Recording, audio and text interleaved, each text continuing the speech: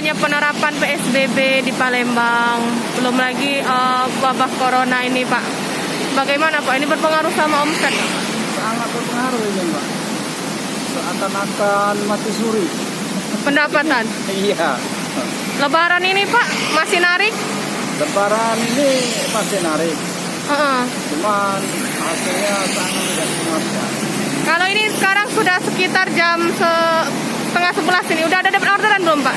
Belum. Satu Belum pun? sama sekali, satu pun. Sudah keluar dari rumah jam berapa Pak? Saya keluar dari rumah tadi jam 7 Pak. Jam 7 pagi? Iya. Jadi muter-muter? Muter-muter pelaju, habis putaran pelaju, tadi baru pulang ke kota lagi. Balik kemana Pak? Kita baliknya ke Jakabaring. Oh, tidak ada lebaran Pak?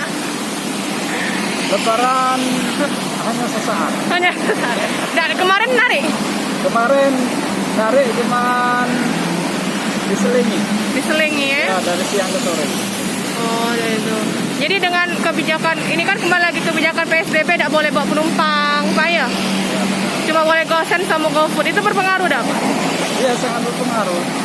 Sebabnya kalau tanpa adanya goreng itu sepertinya kurang membantu. Ya. Sepertinya kalau kita itu syaratnya kurang lengkap gitu ya. Kalau tanpa adanya goreng itu. Berpengaruh ya Pak. Ya. Kalau misalnya sebelumnya berapa nih Pak kalau boleh tahu penghasilan sehari? Penghasilan.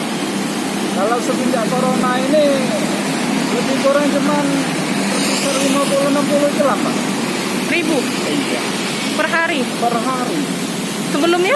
Sebelumnya ya masih 100-200 gitu. Oh, nah itu. Jadi memang Itu pun 60 itu ya sudah termasuk lumayan punya rezeki.